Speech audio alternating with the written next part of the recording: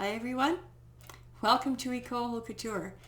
I'm Elfriede Holtkamp and I'm sitting in the now cleaned up studio at Ecole Holt Couture.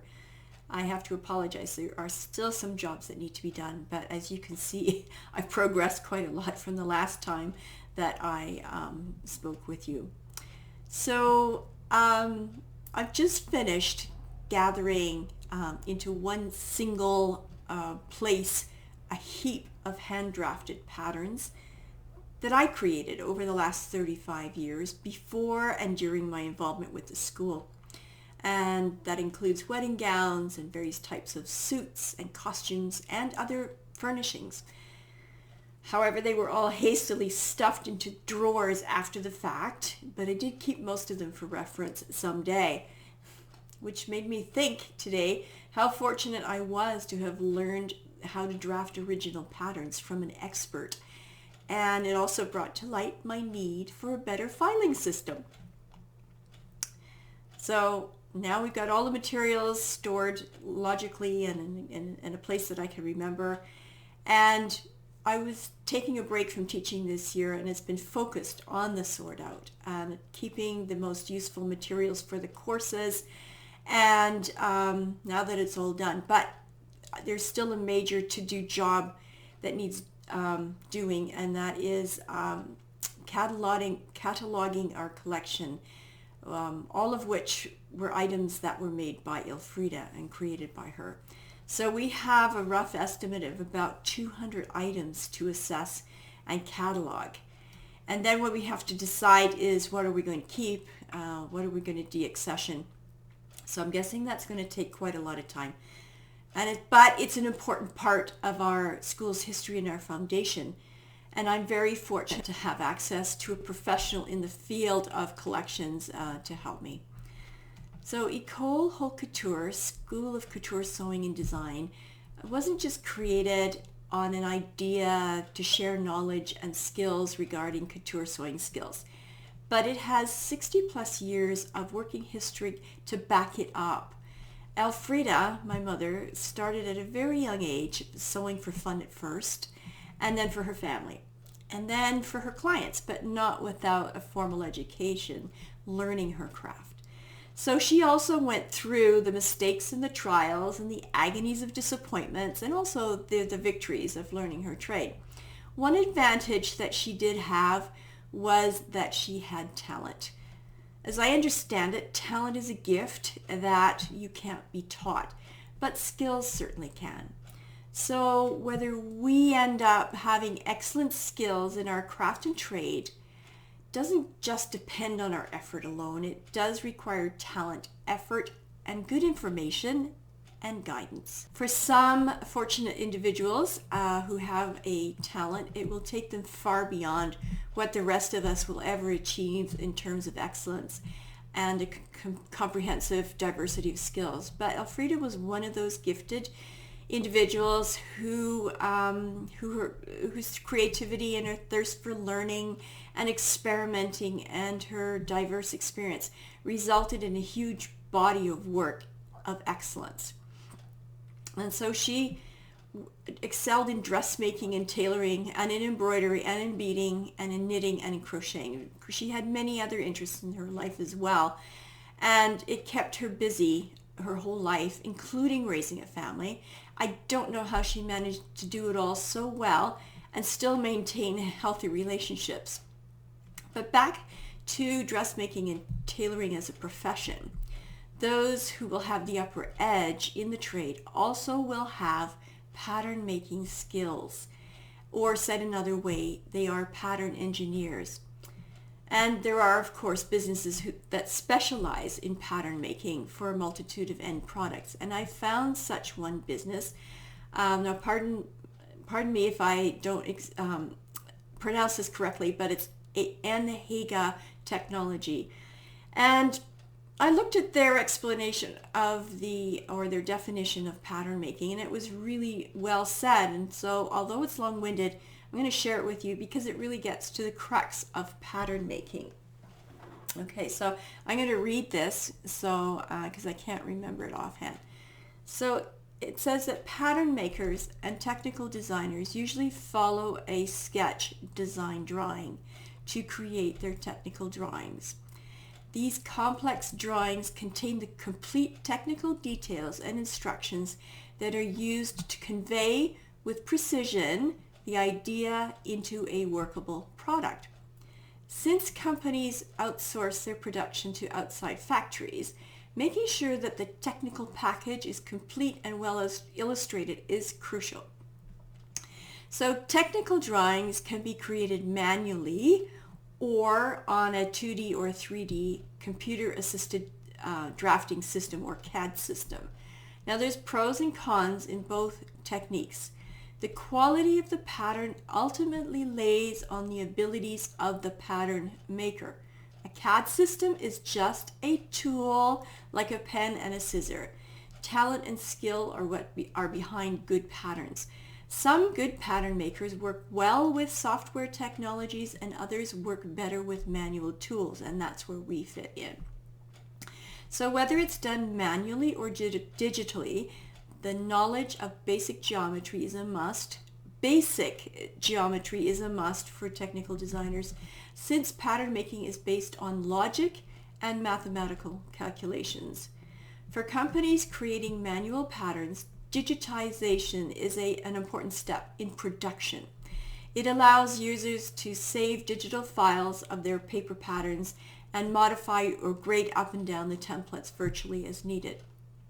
So technical pattern designers are the mediators between the designers and the production staff.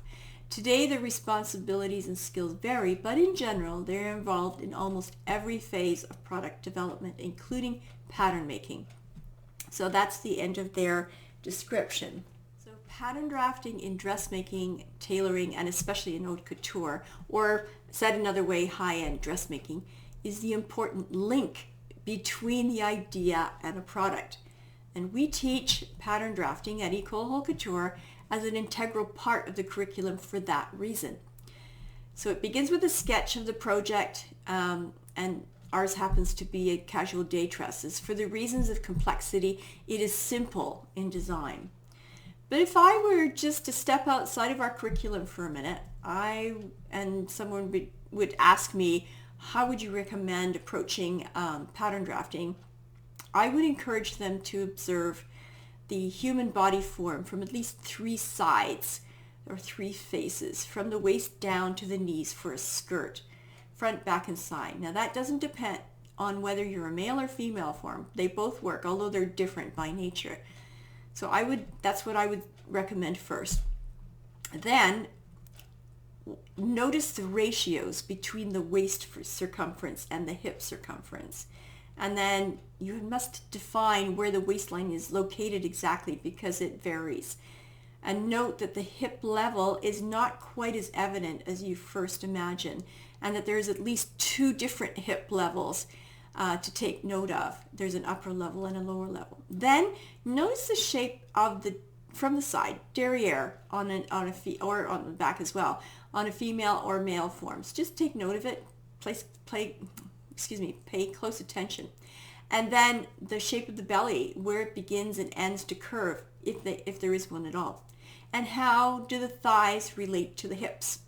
Where is the most appealing level to end the drop of the skirt in relation to the knees, called the hemline? The hemline of the skirt.